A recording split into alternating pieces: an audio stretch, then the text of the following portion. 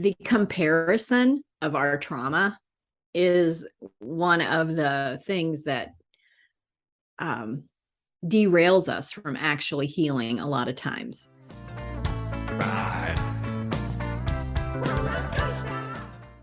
At some point in our lives, the emotional baggage that we've been carrying around weighs us down and we get stuck. The problem is that we may not even realize it when we become stuck. Anger, depression, anxiety, and feelings of life being unjust are solid signs that it's time to unpack those bags and air out that dirty laundry. Joining me today is Donna Tashjian, a life mastery coach, an ordained minister, podcaster, and author. Donna shares her story about how she chose not to become another statistic and now specializes in helping people turn their baggage into luggage and reach their full potential. In this episode, we chat about the difference between baggage and luggage, 4 things that hold us back, and the steps that you can take to choose a different tomorrow. Buckle up, this is going to be one hell of a ride. This is the Roller Coaster Podcast. We are here to help you be empowered and renew your sense of purpose as a midlife mom. This is your time to redefine and reclaim your power as a woman. Just because our kids are getting older doesn't mean that our lives still don't have crazy twists, turns, ups and downs. And that's not to mention what our hormones are doing. We're navigating helping our kids plan their next chapters while quietly wondering, what the heck does my next chapter look like? My name is Lucy Q, wife, mom, podcaster, and journaling mentor. This is a crazy time in your life, but you are not alone. So I'm inviting you to throw your head back, arms in the air, and come along with me for the ride. Life is like a roller coaster, baby, baby. I wanna ride. Welcome to the roller coaster, Donna. Thank you, Lucy. It is my pleasure to be here. So today we're going to have a chat about how you help women rise up above all that, that stuff that we let us hold us back. Maybe we could start off with finding out a bit about your journey and what led you to helping other women. I guess my journey would go back, early on in my life. Because anytime someone is helping people rise above, that probably had something that I rose above, right? Exactly. But a big area that occurred to me is when I was 14, someone that was close to our family hurt me and I became pregnant. So at 15, I am a mom. And in the decades this occurred to me, teenage pregnancies, at least it didn't feel like, it didn't matter why, it wasn't okay. And to go back in my mind and remember emotions, so much fear, shame, embarrassment, anger, resentment, uncertainty. And as a teenager, if you remember, when we were teenagers, everything we felt was a million degrees.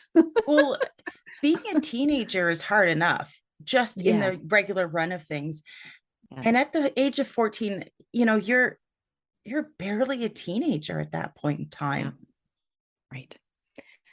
So I had my sweet 16 and I had an 18-month-old baby.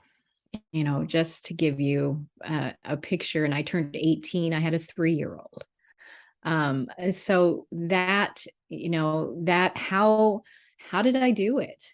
And it was a lot of the beginning formation of how to rise above the stuff that happens to us.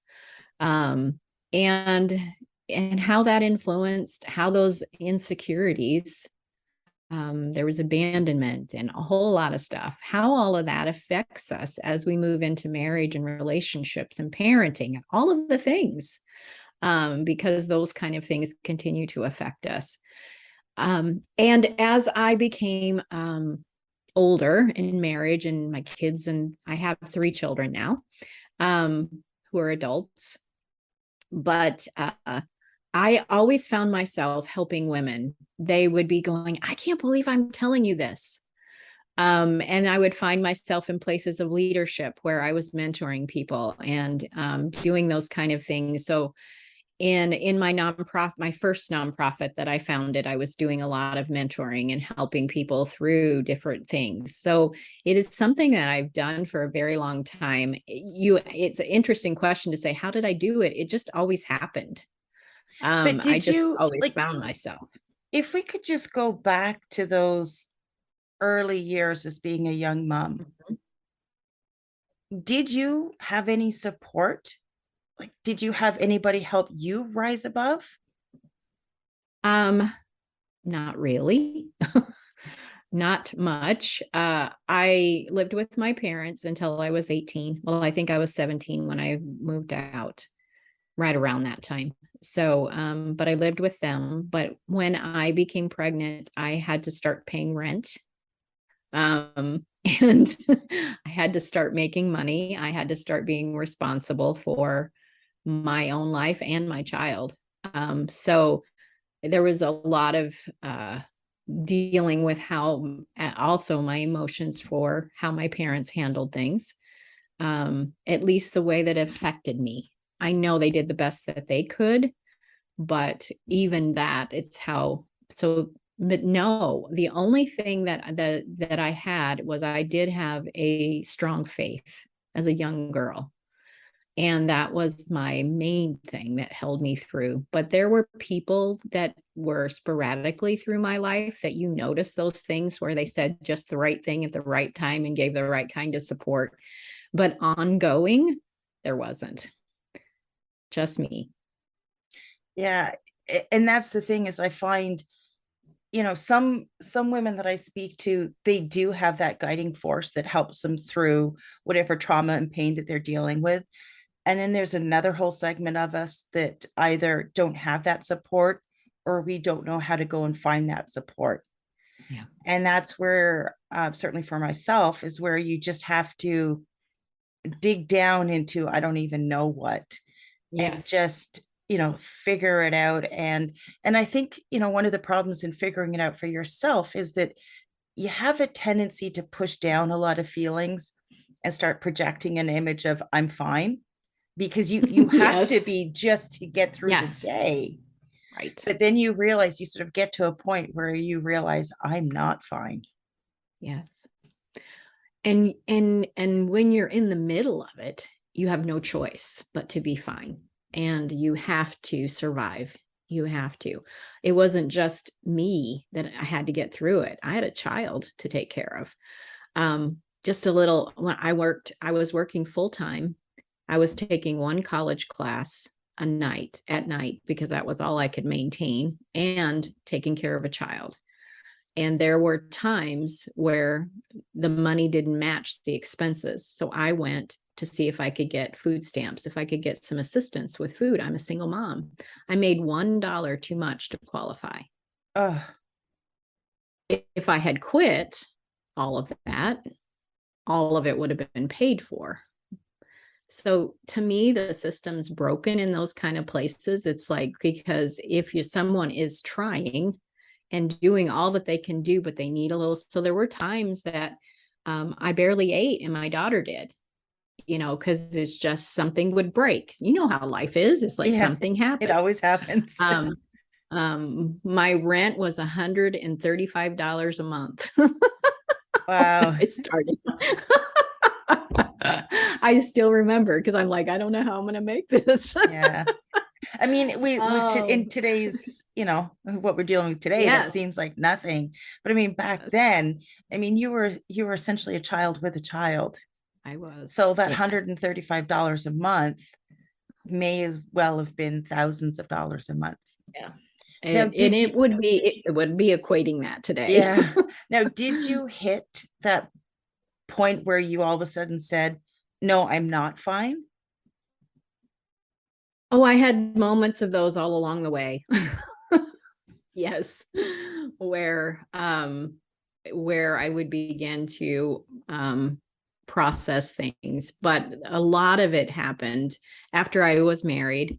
And my husband was a big portion of unconditional love that I was able to learn how to receive because I didn't believe I deserved it. So learning how to receive that love. This November, we will have been married 38 years. Wow, So, congratulations. so he was a big component of, now, was he perfect? Absolutely not. None of us are, though. And that's it. And was everything in those 38 years so rosy and all of the things? No. No. It was not. So, but that's one thing, even when we were fighting or things weren't going well, we both were committed to love each other. And so that was a huge part of my going. But I began to, it was probably in my late 20s. And you have to remember, at my 20s, I'm having a teenager. Yeah. Okay. Let's see. So at 20, thinking she would have been 5. So by the time I'm in my late 20s, she's like 12. So, the early teen, preteen stuff. But around that time, I started going to some counseling groups and getting some support and really diving into my beliefs and that kind of stuff. And so it was in my 20s when I really began to have time, put time into it. And unpack all of those, probably unpack all of those emotions that you just all the stuff away. that I had just buried. Yes, all of the stuff that I had buried, to be able to see what how do you unpack it? Which is why I call my signature coaching program Turning Your Baggage into Luggage so you can live the life you've always dreamed. It is, to me, that is the perfect example of the difference between being I'm fine in air quotes and actually being fine. And I think it's easy for us to forget that, trauma that leads to that baggage that we carry around. Your story is a bit of an outlier, but we all in some, in some aspects, we all do carry trauma with us.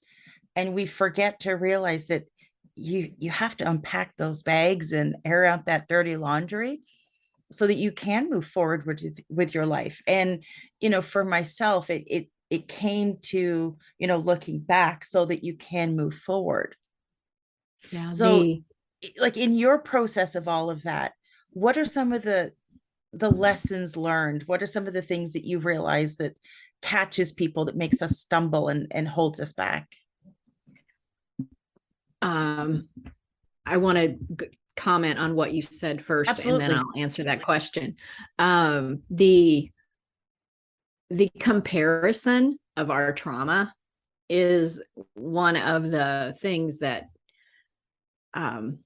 derails us from actually healing a lot of times. I was, as when you do keyword searches to find your words that fit you so you can match people of what they're searching for online. And one of my coaches was saying to me, well, we should use the word trauma. And I'm like, no. She's like, why not? And I'm like, because if I ask any of my past clients if their childhood or their past was traumatic, they would say no. It just was normal. So true. So it isn't even that we call our past, it was just the way it was. And so it was what we knew. And we learned how to, and then when we get older, we're like, that wasn't, oh, I didn't know that wasn't okay. That was just the way it was. Right. And so we learned that emotional abuse and whatever our parents, our broken parents did the best they could, but that's what occurred. And so learning to be able to quit comparing and just say, when you said this, I felt this. And just go with how I felt instead of judgment. Or the other opposite of that coin is minimizing what they did or what happened. So that's an interesting component, is that it was just normal. We don't call it trauma. Yeah, that's really good. Thank you for clarifying that, because, you know, definitely anybody listening, they may, reflect on one of their life experiences and think, Yep. well, it wasn't as bad as what, Donna may have Yes. experienced, but Right. it was bad for them, Yes. That's my because we're all point. different. We're all on a different journey. Yes, absolutely. So I always say comparison kills, it never brings life. So learning to catch ourselves when we start comparing ourselves, because we are unique as flowers are different.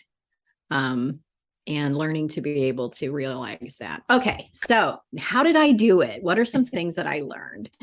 One of the things that I call baggage thinking, let me just use those because they helped me to articulate it.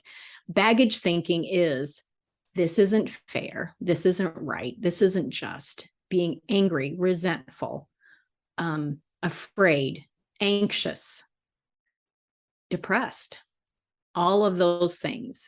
Those are things that keep us stuck, those kind of feelings. And just choose joy or be happy is bunchable. Oh yeah. And that's the thing, is that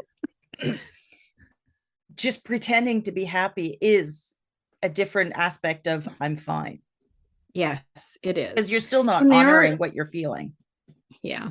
I was talking with somebody over the weekend who was having a hard time, and I'm like, is this time to talk, or is this the time you need to hold yourself together? Because there's a difference. And it was a time she needed to hold herself together, so we would talk later. So Gotcha. learning to be able to ask those kind of questions, because it isn't, sometimes we have to hold it together because it's not the right appropriate time.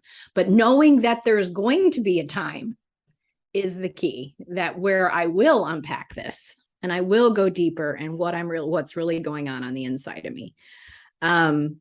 So baggage thinking, luggage thinking is, I can't change it.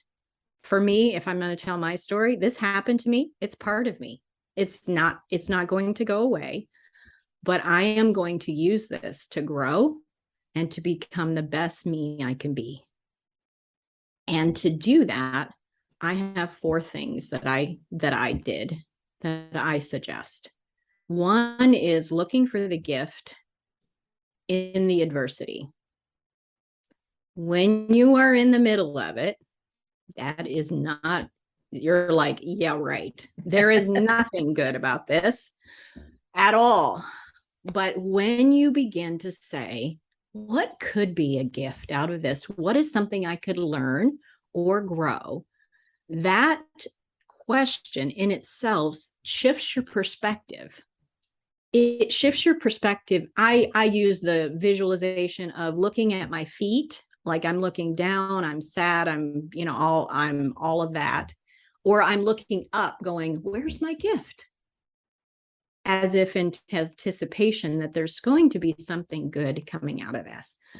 I don't know where I heard the story, but this story illustrates it, and it is not a true story, just for anyone who wonders. 2 children were put in a room full of manure, and they were in separate rooms. One little kid sits down in the corner and says, my life smells like it's full of, you get it, and it's never going to get better, and this is what always happens to me, and why does this always happen, and da da da. The other child, which I like to call a girl, the other child knocks on the door and says, can I get a shovel? Why do you want a shovel? She said, well, with this much manure, there's got to be a pony in here somewhere. And and I like to go ahead. and that's the thing, is that, for myself, yeah, it's definitely a shift in thinking, that when you're stuck in the muck, is to realize that something's going to come out of this, and you may not have to know what that answer is at the time. But again, this comes back to, I guess, comes back to faith, just holding that faith that, at some point in time, I'm going to be able to look back and find that silver lining in this cloud. Yes. The other one, number 2, is don't let this be if your life was a book, don't let it be your whole life. And so many times it feels like when I was a teenager, it felt like this had ruined my whole life. And it was that always, never, forever thing, words Right. that we use to describe things. Let it be a chapter, a paragraph, maybe a page in your life. And when you can say, as I can now look back over the decades, I can definitely say it was a period, but it could have ruined my whole life. It was choices and things that we make. So begin to look down the road that this doesn't have to be forever. I'm going to overcome this. I'm going to grow. I'm going to learn things from this. And for me, and then I've turned around and helping others with my story as well. So that's number 2. Is there the 2, or is there a third one? There's 4. Okay. Let's head Number- on to number 3. Okay. Number 3, I don't want to talk over you. I get excited and I talk over the top of people. Oh, it's all good here. Oh, number 3 is get compassion, or that word that's so misunderstood, forgiveness. Forgiveness. Yes. Yes. And without that, you will never turn your baggage into luggage. And it is hugely misunderstood about what forgiveness means, what it isn't, and what it is. I have done multiple episodes on other people's podcasts on forgiveness, and what that means and what does it look like, and all of that. But just dropping that here, that is one of the big keys to be able to truly heal and move forward. And on that subject of forgiveness, it was one of the things that I had to learn, that forgiveness is not about the other person. Absolutely. It's about you. And, It is. I think once you understand that, then forgiveness is a lot easier. It is. The misunderstanding is what makes it difficult. I often say unforgiveness is me drinking poison, thinking the other person's going to get sick. Definitely. And it never works. So learning how to do that is one of the things I really spend some time with on my clients but once you learn it, forgiveness becomes a lifestyle. It's something that we need. Once we're past the major trauma, it becomes a lifestyle because people irritate us every day. Come on. and that's it, is that, just be able to say, that's on you.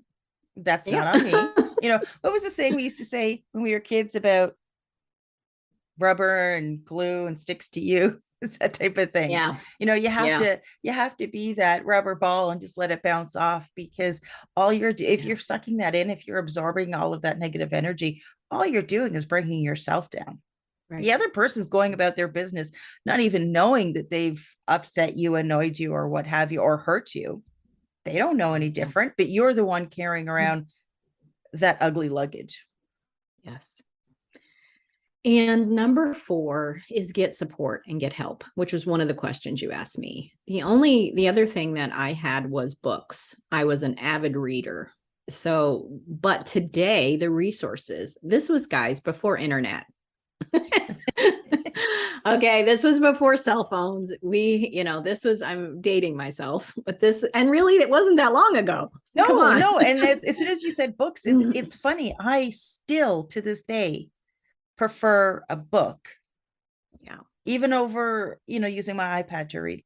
I still prefer a book. I may not read the whole book cover to cover, but I'll find the pieces I want. There's just, I don't know. I just seem to absorb the information differently when it's in a book. Yep. So I don't think it's old school.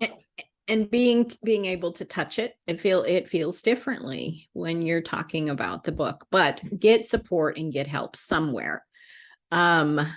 And from someone who knows what they're doing, who's walked the path. Get it. So there's podcasts and books and videos and coaches and counselors. There's all kinds of resources. When we are injured, the default is to isolate. whether physically or emotionally. We can Yeah. be in a room full of people and be isolated. Yeah, I was guilty of that. You tend to you put up a Yep, wall. you do. And you feel lonely in a crowd. Yeah, And absolutely. yep. And so learning to be able to get support and find the resources, because isolation isn't the key. There are times where you need to be alone, but isolation's different. And learning to be able to. So those are 4 keys that are simple but profound to be able to turn our baggage into luggage and rise above. Now, for somebody listening that is in that place of whether it's anger, trauma, anxiety, depression, it's, they're probably sitting there thinking, it's easy for you. You're through it, you're the other side. Do you have any tips of maybe, those first teeny tiny baby steps that somebody can take just to start to turn things around for themselves? Yes. And just to note that it's easy for you as comparison. Just to note. Just to note that. I'm checking all of those comparison boxes today, aren't I? But and that's it. But we do it. We do it. It's our because, default, yes, I think. it is our default, which is why I pointed out, because it is our default to do that. It worked for them. It'll never work for me, etc. All of those kind of things that we do. The first step I would say is begin to say, I'm going to look for the gift. I don't know what it is. I don't even know if Donna makes sense, but I'm going to see if I can find it. And another step to take is, where could I get support? What's one thing I could do today? What's one inspirational video, post, book, podcast? What's one thing I could do today? We're not talking about, doing Geronimo and jumping. Just do one thing today. Just one little thing to be able to move you, because you don't want to stay where you are, would be my guess. So learning to be able to move forward. Does that make sense? Absolutely. And when I think back to, my ultimate turning point was, my midlife meltdown. And on my worst day, my darkest day, I had that sort of moment where for a split second, I questioned if I still wanted to be here.